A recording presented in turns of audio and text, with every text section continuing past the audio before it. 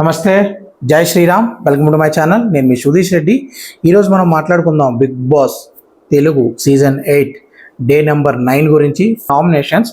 దాని గురించి మాట్లాడుకునే ముందు బేబీ అక్క ఎలిమినేట్ అయ్యారు కదా, అండ్ దాని తర్వాత బజ్ ఇంటర్వ్యూ కూడా వచ్చింది. దాని గురించి ఒక డీటెయిల్డ్గా ఆవిడ అండ్ నామినేషన్స్ గురించి మీ వేరే వేరే రివ్యూవర్స్ ముందే లీకేజెస్ ఇస్తున్నారు కదా, దాని గురించి ఒక షార్ట్ వీడియో చేసి రేపు మార్నింగ్ అప్లోడ్ చేస్తాను. సో ప్లీజ్ అది కూడా చూడండి. అండ్ దయచేసి నా వీడియోలు నచ్చుతుంటే కనుక ముందు మీరు సబ్స్క్రైబ్ చేసుకోండి. అలాగే నా నోటిఫికేషన్స్ కోసం బెల్ ఐకాన్ క్లిక్ చేసి, నా వీడియోలు నచ్చితే కనుక లైక్ చేసి మీ ఫ్రెండ్స్తో పాటు షేర్ చేసుకోండి. దీని రిలేటెడ్గా షార్ట్ వీడియో కూడా ఉంది, అది కూడా ఈ డిస్క్రిప్షన్లో పెడతాను. ప్లీజ్ అది కూడా చూడండి. సో ఇప్పుడు ఎపిసోడ్ కంటిన్యూ చేస్తే ఫస్టే మన నిన్న నామినేషన్ తర్వాత మన సీత ప్లస్ నైని బేబీ గారు, బెజవాడ బేబీ గారు వెళ్ళిపోవడం గురించి మాట్లాడుకున్నారు. సో మాట్లాడుకుని ఎవరు గేమ్ వాళ్ళు మొదలు పెట్టారు. పాపం ఆవిడకి తెలియలేదు గేము, ఆవిడని తొక్కేశారు కావాలని, కొంతమంది ఏమో వెండిపోటు పొడిచారు అని మాట్లాడుకుంటున్నారు.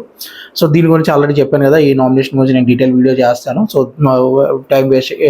ఇప్పుడు సీత ఏడుస్తుంటే నిఖిల్ వచ్చి కౌగిలించుకొని కన్సోల్ చేశాడు. కాఫీ ఒలిగిపోద్దేమో అని నైనికి ఇచ్చాడు. వీళ్ళ ప్రేమలో అభిమానులు మనకు అంత అర్థం కావు కానీ, సో ఇవి మనకు అనవసరమైంది topic. Next Sonia, Nikhil, Prithvi joke చేసుకుంటున్నారు అన్నమాట. రోడ్డు మీద ఒక్కొక్కరు పెట్టారు. పృథ్వీ అంటున్నాడు, ఫస్ట్ నిఖిల్ జోక్ చేశారు, అభయ నిఖిల్ జోక్ చేశారు, బేబీ అక్క నిన్ను రోడ్డు మీద లాగేసిందని.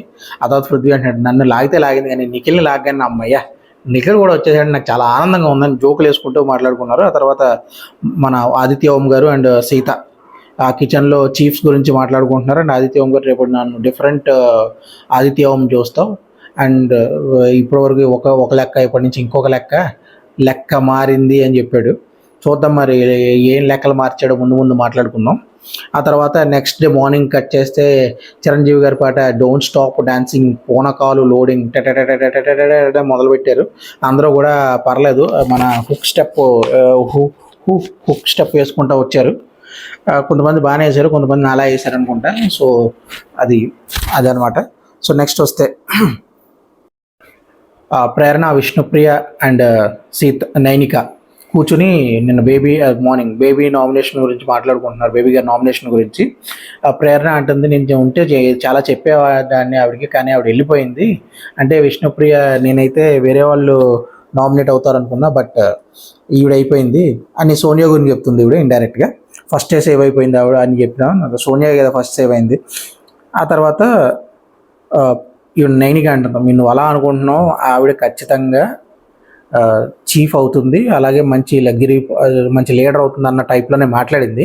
ప్రేరణ కూడా, నువ్వు ఎలా అనుకున్నావు, ఆవిడ ఎలా వెళ్ళిపోద్ది అనుకున్నావు, ఖచ్చితంగా ఉంటుందని ప్రేరణ కూడా వాదించింది. తర్వాత ప్రేరణ, యశిక నామినేషన్స్ గురించి మాట్లాడుకుంటున్నారు.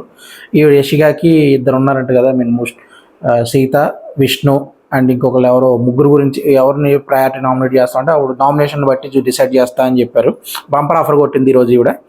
దాని తర్వాత మణికంఠ, నోబుల్ కూడా నామినేషన్ గురించి మాట్లాడుకున్నారు. అండ్ నిఖిల్, మణికంఠ వాళ్ళ ప్రాబ్లమ్స్ డిస్కస్ చేస్తున్నారు. అంటే నిఖిల్ చెప్తున్నాడు కదా, మనం మాట్లాడినా ప్రాబ్లం, క్లోజ్గా ఉన్నా ప్రాబ్లం, గొడవ పెట్టుకున్నా ప్రాబ్లం, అన్ని ప్రాబ్లమ్స్ సరే. ఇక్కడ మ్యాథ్స్ బుక్లో తయారైంది ఈ బిగ్ బాస్ కూడా, ప్రతిదీ ప్రాబ్లమే అని.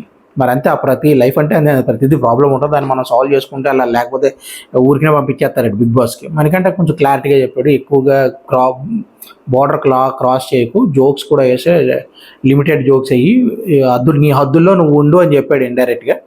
అర్థం మంచి సజెషన్ ఇచ్చాడు నిఖిల్కి.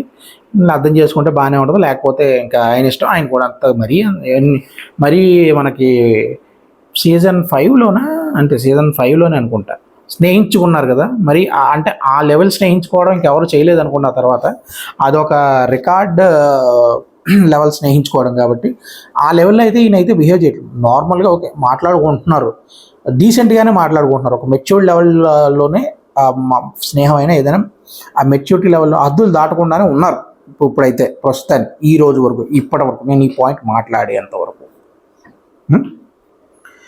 ఆ తర్వాత పృథ్వీ, సోనియా ఫ్యూచర్ పార్ట్నర్ గురించి, అంటే పులిహార ఇక్కడ స్టార్ట్ అయింది. ఇందాక ప్రోమోలో ఇచ్చాడు కదా పులిహార ఎపిసోడ్ అని, ఆ ప్రోమోలోనే ఇక్కడ పులిహార ఇక్కడే మొదలైంది. దీంట్లో ఈ పులిహారలోకి మళ్ళీ విష్ణుప్రియ అని ఇంగువ వచ్చి చేరుతుంది. అండ్ వీళ్ళిద్దరూ సోనియా తన ఫ్యూచర్ హస్బెండ్ ఎలా ఉండాలి అని, ఫ్యూచర్ పార్ట్నర్ ఎలా ఉండాలి అని క్వాలిటీస్ చెప్తే అంతా లిస్ట్ చెప్పింది. అంత చాంతాడు లిస్ట్ చెప్పినప్పుడు మనం కూడా వాటికి రెడీగా, వాళ్ళు కూడా అదే ఎక్స్పెక్ట్ చేస్తారు, వైస్ వర్సే కదా. ఒకటి మనం ఒకరి నుంచి ఎక్స్పెక్ట్ చేస్తామంటే మనం కూడా అలాగే ఉండాలి అనుకుని మనం ముందుకెళ్ళాలి. సో ఇది లేదు ఒకే వైపు నుంచి దూసుకెళ్ళిపోదాం వన్ వేలో అనుకుంటే యాక్సిడెంట్లు అవుతాయి. కాబట్టి కొన్ని ఇలాంటి విషయాల మీద కొంచెం క్లారిటీగా, వైస్ వర్స ఆలోచించి కొన్నిసార్లు మాట వదిలితే బెటర్. డెసిషన్స్ తీసుకుంటే మంచిది. ఇది బిగ్ బాస్ కాదు, జనరల్ లైఫ్లో గురించి చెప్తున్నా.